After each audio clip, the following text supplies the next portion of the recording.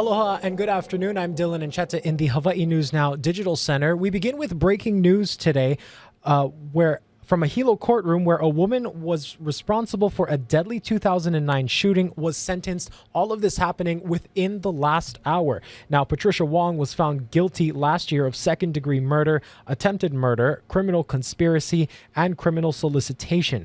The victim, Casey Smith, was found with a single gunshot wound to her head on June 30th, 2009. Now, police say Wong and her co-defendant, Peter Fuerte, tried to make it look like the 21-year-old committed suicide. And today, a judge sentenced her to life in prison with additional time for the other charges. The fact that these are all separate acts makes this case particularly heinous, as you were relentless in your pursuit of killing Casey Smith, a person who knew and trusted you. I'm not gonna admit to something I didn't do.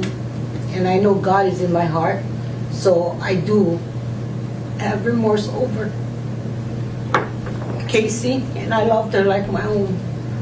So whatever they think I didn't do it.